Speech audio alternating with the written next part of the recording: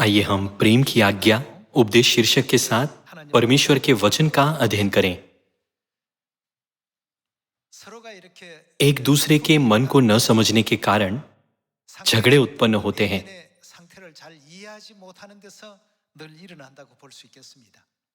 एक बार जब आप जान जाते हैं तो सब कुछ समझ में आने लगता है, लेकिन चूंकि हम एक दूसरे के मन को नहीं समझते, इसीलिए गलतफहमियां उत्पन्न हो सकती है। एक किताब में एक अंश था जिसे मैंने एक बार पढ़ा था। एक 5 साल का लड़का अपने पिता के साथ ट्रेन में सफर कर रहा था। हालांकि लड़का चिल्ला रहा था और आगे पीछे हिल रहा था, जिससे ट्रेन में सवार सभी लोग असहज महसूस कर रहे थे। फिर भी उसके पिता वहीं बैठे रहे। उनके चिल्लाने से आसपास के सभी लोग नाराज और अप्रसन्न लग रहे थे, लेकिन लड़का ट्रेन में दूसरों को परेशान करते हुए चिल्लाता रहा और इधर-उधर भागता रहा। इसीलिए लोग फुसफुसाते हुए कहने लगे,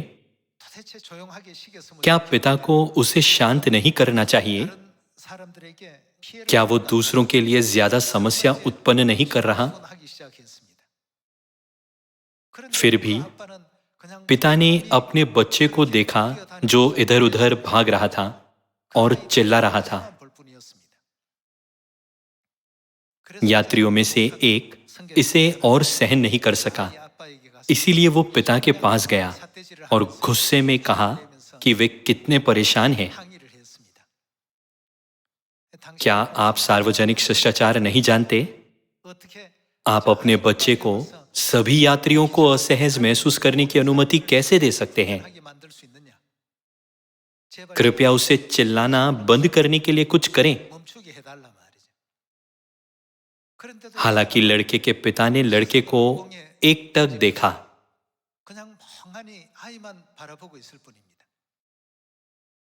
वो और भी क्रोधित हो गया और पिता पर और जोर से चिल्लाने लगा। एक और यात्री भी इसमें शामिल हो गया। माता पिता के रूप में यदि आपका बच्चा शोर कर रहा है तो क्या आपको उसे रोकना नहीं चाहिए? कई और यात्री भी इसमें शामिल हो गए।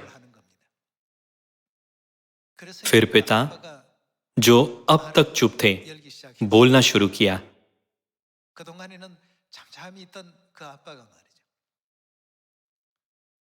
बच्चे की माता की एक कार दुर्घटना में मृत्यु हो गई। आज उनका अंतिम संस्कार करने के बाद मेरा बेटा और मैं अपने गृहनगर वापस जा रहे हैं। मैं नहीं जानता कि उसे उसकी माता की मृत्यु के बारे में कैसे समझाऊं, इसीलिए मैं ऐसा हूं। बच्चा जो अपनी माता की मृत्यु को देखकर शांति नहीं पा रहा है, उस तरह चिल्ला रहा है। फिर यात्री अपनी सीटों पर लौट गए और बच्चे के बारे में चिंतित महसूस नहीं किया। और जब तक वे अपने गृहनगर नहीं पहुंचे, तब तक उसे अपना व्यवहार जारी रखने दिया।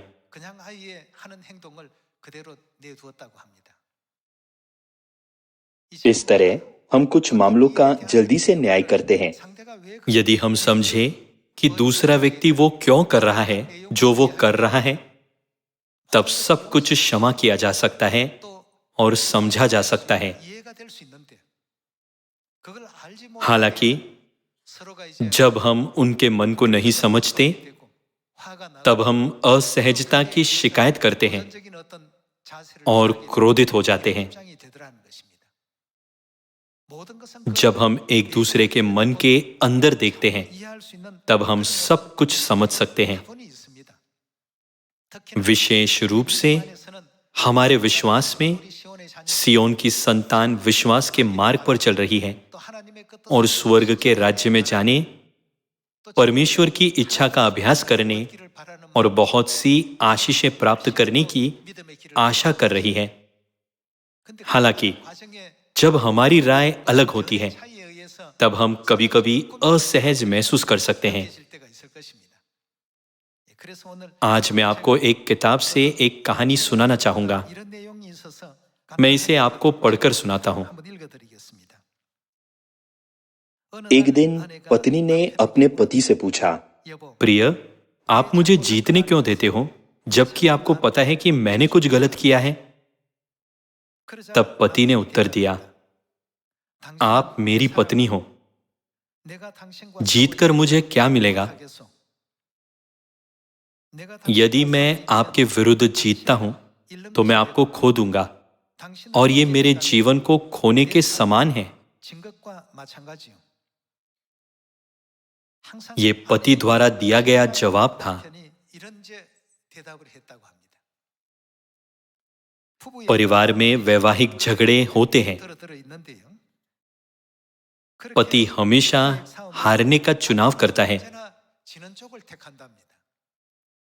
मुझे लगता है कि यहां अधिकांश पति भी खुद को हारने वाले पक्ष में पा सकते हैं। आज बहनें जो पत्नियां हैं, कृपया अपने पतियों के मनों को गहराई से देखें। वे क्यों हारते हैं? क्या उनमें ताकत की कमी है? क्या वे तार्किक नहीं हैं? ये बात नहीं है। कभी कभी पति और पत्नी दोनों एक दूसरे से निराश हो सकते हैं।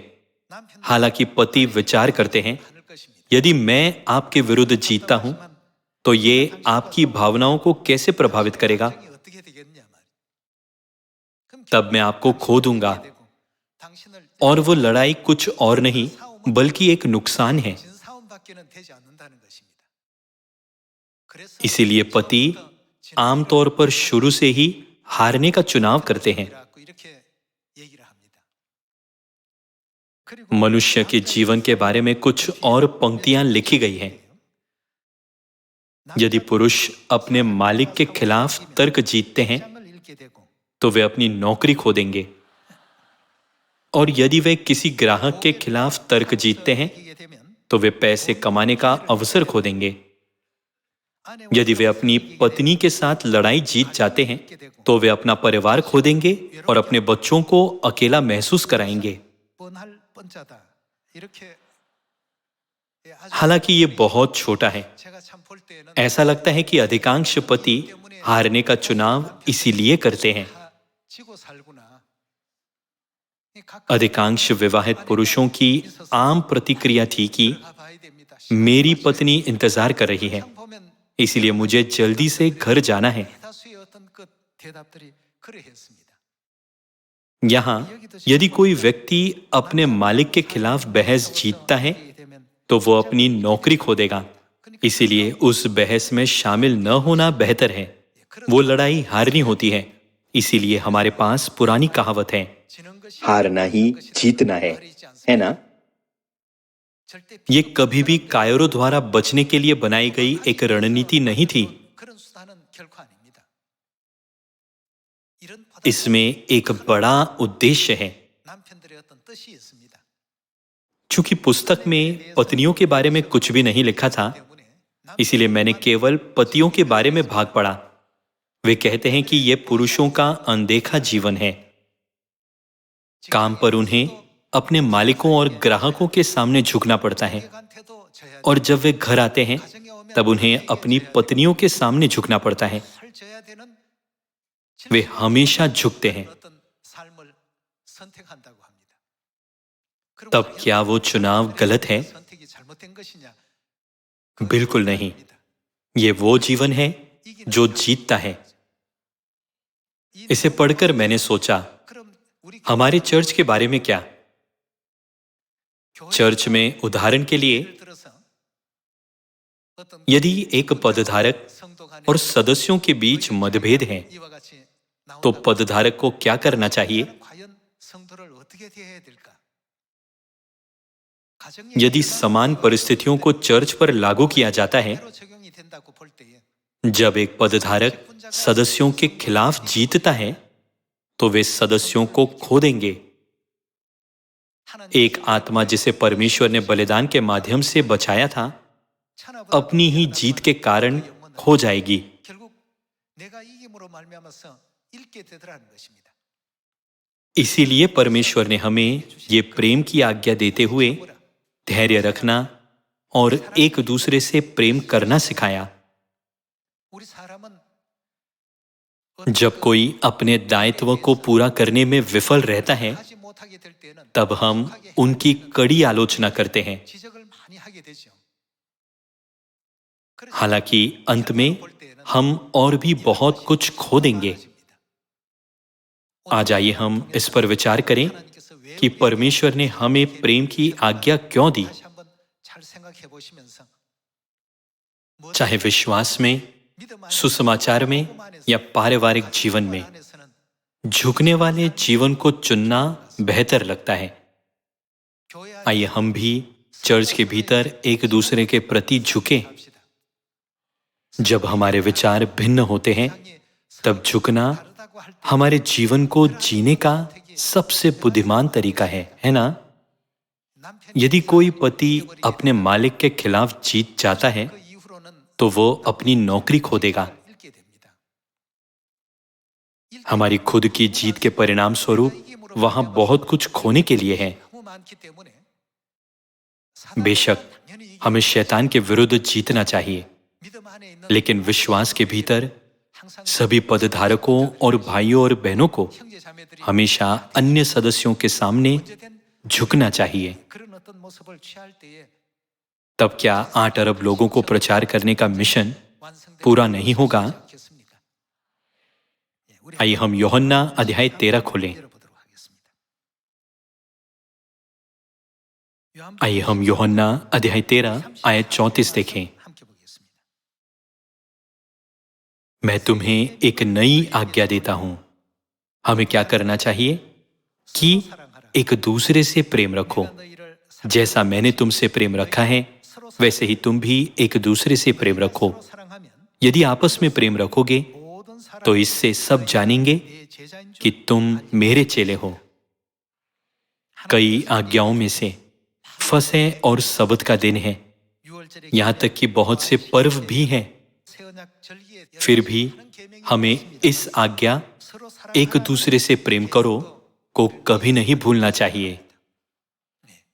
그래서 इसीलिए बाइबल में प्रेम के बारे में बहुत कुछ लिखा है। 사랑에 대한 부분이 굉장히 많이 기록되어 있습니다. मेरे पति ऐसा क्यों करते हैं? 왜 저럴까?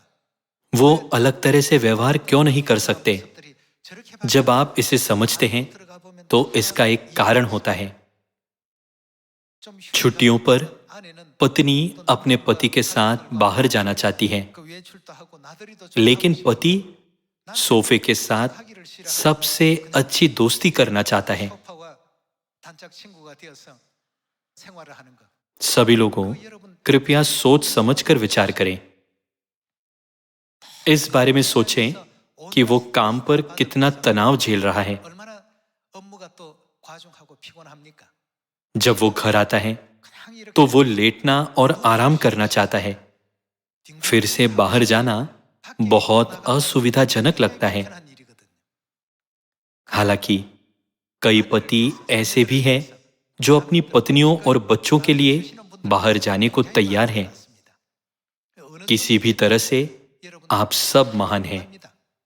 아내들 वही बात पत्नियों के लिए भी लागू होती है। 아내의 입장으로 본다면 일주일 पति के दृष्टिकोण से पूरे सप्ताह घर का काम करने के बाद वो अपने पति और बच्चों को थोड़ी देर के लिए ताजी हवा में ले जाना चाहती हैं।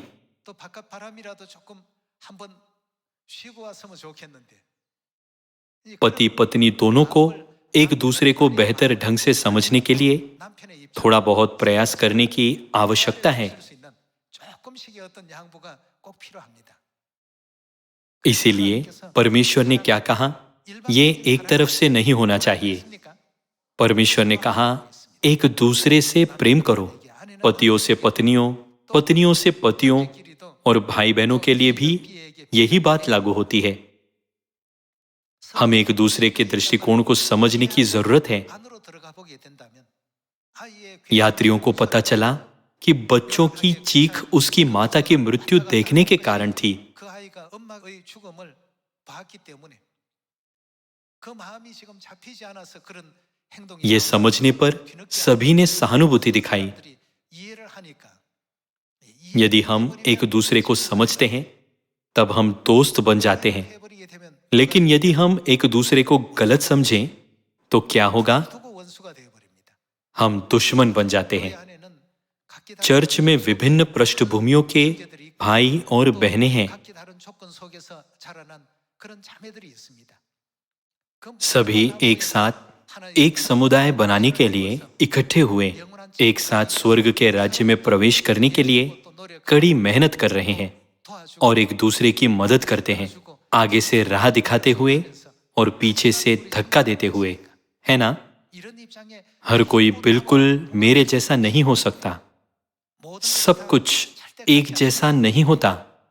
आपको कभी नहीं सोचना चाहिए मुझे गुस्सा आता है क्योंकि वे मेरे तरीके से काम नहीं करते। यदि आप पहले दूसरे व्यक्ति के दृष्टिकोण पर विचार करते हैं तो आप सोच सकते हैं, ये समझ में आता है। 그 아이가 यही कारण है कि भले ही बच्चा ट्रेन में दौड़ रहा था, फिर भी सभी यात्री धैर्य बनाए रखे थे, है ना? 참아주는 것 아니겠습니까? इसीलिए यदि सारे सियोन इस आज्ञा का पालन करते हैं, 서로 사랑하라. जैसा मैंने तुमसे प्रेम रखा है वैसे ही तुम भी एक दूसरे से प्रेम रखो, सुसमाचार का प्रचार निश्चित रूप से सामरिया में और पृथ्वी की छोर तक पूरा किया जाएगा। आइए हम पहला यूहन्ना अध्याय 4 पर जाएं। आइए हम पहला यूहन्ना अध्याय 4 आयत 16 देखें। जो प्रेम परमेश्वर हमसे रखता है उसको हम जान गए और हमें उसका विश्वास है। परमेश्वर प्रेम है और जो प्रेम में बना रहता है वो परमेश्वर में बना रहता है और परमेश्वर उसमें बना रहता है। इसी से प्रेम हम में सिद्ध हुआ है कि हमें न्याय के दिन हियाव हो, क्योंकि जैसा वो है वैसे ही संसार में हम भी हैं। प्रेम में भय नहीं होता, वरन सिद्ध प्रेम भय को दूर कर देता है, क्योंकि भय का संबंध दंड से होता है, और जो भय करता है वो प्रेम में सिद्ध नहीं हुआ। हम इसीलिए प्रेम करते हैं कि पहले उसने हमसे प्रेम किया। यदि हम कहें मैं परमेश्वर से प्रेम रखता हूं और अपने भाई से बैर रखें तो वो झूठा है, क्योंकि जो अपने भाई से जिसे उसने देखा है प्रेम नहीं रखता तो वो परमेश्वर से भी जिसे उसने नहीं देखा प्रेम नहीं रख सकता। हमें ये आज्ञा किसने दी है? उससे हमें ये आज्ञा मिली है कि जो कोई परमेश्वर से प्रेम रखता है वो अपने भाई से भी प्रेम रखे। सभी लोगों, क्या आप सब परमेश्वर का प्रेम प्राप्त नहीं करना चाहते? 하나님의 사랑 다 받고 싶지 않습니까? तब ये आज्ञा भाई और बहनों के बीच कर्तव्य है। 이 계명은 हमें इसे पूरा करना चाहिए। 꼭 우리가 이루어 가야 되겠습니다. इसीलिए सियोन के भीतर सभी को एक दूसरे का ध्यान रखना चाहिए। 이해할 줄 알고 관용할 줄 알고 समान सिद्धांतों को हमारे परिवारों के भीतर भी लागू किया जाना चाहिए। हर कोई एक शब्द कहे बिना सहन करता है। 서로가 참고 있거든요. 참으면서 वे धैर्य के साथ हर दिन गुजारते हैं। 또 하루를 지냅니다. जैसे कि हमने पहले देखा, 전에 보았던 एक कारण है कि एक पति धैर्य रखता है। यदि कोई पति अपने पत्नी के खिलाफ जीत जाता है 이제 तो वो अपने परिवार को खो सकता है। 어떤 상황까지 आजकल हम अपने आसपास ऐसे कई पतियों को देखते हैं। 결혼할 때 जब जोड़े शादी करते हैं 하늘이 무너져 तब वे शपथ लेते हैं कि उनका प्रेम कभी नहीं बदलेगा, लेकिन हम अपने आसपास कितने जोड़ों को सिर्फ 1 या 2 महीने के बाद टूटते हुए देखते हैं। 주변에서도 많이 이렇게 일어나고 있습니까? ऐसी समस्याएं 그 입장만 इसीलिए उत्पन्न होती है क्योंकि वे केवल अपने दृष्टिकोण पर ही जोर देते हैं। यही बात 입장으로서만 हमारे चर्च पर भी लागू होती है। 모두가 부족합니다. जब हम हर चीज को अपने नजरिए से देखते हैं तब सब कुछ अधूरा लगता है। 모두가 다 ए की कमी है, बी की कमी है 답답하니까 और सी की कमी है। 커지게 되고 इसीलिए हम निराश हो जाते हैं और हमारी आवाज ऊंची हो जाती है। 생각하고 또 परिणाम 거기에서 व्यक्ति बहुत ही अंतर्मुखी हो जाता है। परिणाम स्वरूप एक दूसरे के बीच समझ की कमी के कारण चर्च, परिवारों और किसी भी समूह में कई समस्याएं उत्पन्न होती है। 많이 또 일어나 यही कारण है कि आज हम इसकी समीक्षा कर रहे हैं। भले ही पत्नी जानती है कि उसने गलत किया है, लेकिन वो अपनी बात पर अड़ी रहती है। 왜 당신은 तो आप हमेशा मुझसे क्यों हार जाते हो? 그게 궁금해. उसने अपने पति से पूछा। 물어보니까 पति ने कहा, आप मेरी हो, जीतकर मुझे क्या मिलेगा? 못 하겠어. उसे जीतने की कोई इच्छा नहीं है। 이기는 जीत के क्षण में उसका परिवार टूट जाएगा। इसीलिए पति झुकना चुनता है। 선택을 많이 한다고 합니다. इसीलिए यदि पत्नियां सोचती है 이런 불의의 मेरे पति भी इस श्रेणी में आते हैं, तो वे लगभग 99% सही है। 뭐 개조 लगभग 1% ऐसे हो सकते हैं जो नहीं है, लेकिन चूंकि लगभग 99% सही है, 하니까 इसलिए कृपया अपने पतियों को दिलासा दे और कहे, 나한테 이제 मुझे जीतने देने के लिए बहुत बहुत धन्यवाद। यदि आप स्नेहपूर्ण शब्द साझा कर सकते हैं 많이 나눠주시면 तो मैं आभारी रहूंगा। आइए हम पहला यूहन्ना अध्याय 4 आयत 19 के साथ जारी रखें। आइए हम अध्याय 4 आयत 19 देखें।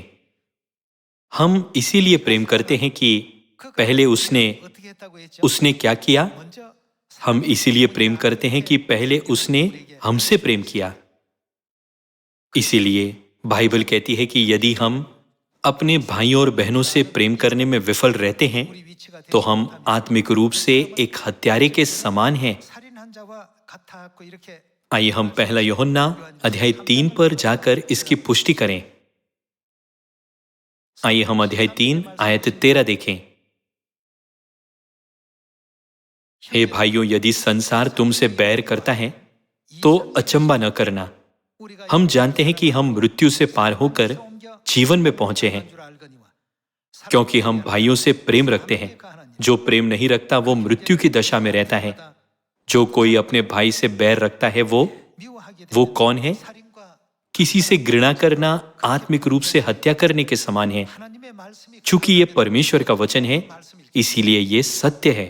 그 형제를 미워하는 자 जो कोई अपने भाई से बैर रखता है वो हत्यारा है। 영생이 और तुम जानते हो कि किसी हत्यारे में अनंत जीवन नहीं रहता। हमने प्रेम इसी से जाना कि उसने हमारे लिए अपने प्राण दे दिए, 형제들을 और हमें भी भाइयों के लिए प्राण देना चाहिए। आइए हम आयत 18 पर जाएं। हे बालकों, 우리가 हम वचन और जीभ ही से नहीं, पर काम और सत्य के द्वारा भी प्रेम करें। 했습니다. ये हमें दी गई आज्ञा है। 우리에게 주셨으니까요. आइए हम इफिसियों अध्याय 4 पर जाएं। इफिसियों अध्याय 4 आयत 21। 4장 21절입니다. आइए हम अध्याय 4 आयत 21 पर एक नजर डालें। 절의 말씀 보시면 वरन तुमने सचमुच उसी की सुनी, और जैसा यीशु में सत्य है 그에게서 उसी में सिखाए भी गए 그 안에 कि तुम पिछले चाल चलन के पुराने मनुष्यत्व को, 유혹의 욕심 जो भरमाने वाली अभिलाषाओं के अनुसार भ्रष्ट होता जाता है, उतार डालो। आइए हम आयत 23 देखें। और अपने मन के आत्मिक स्वभाव में नए बनते जाओ और नए मनुष्यत्व को पहन लो, जो परमेश्वर के अनुरूप सत्य की धार्मिकता और पवित्रता में सृजा गया है। यदि अतीत में आप प्रेम की आज्ञा का पालन करने में असफल रहे हैं, तो क्यों न अब से चर्च, घर या कार्यस्थल पर हर कार्य परमेश्वर के प्रेम के साथ करने का प्रयास करें। 또 세상 직장 일도 다 그렇게 한번 ऐसा इसीलिए है क्योंकि ये आज्ञा है। 이게 계명이기 때문이에요.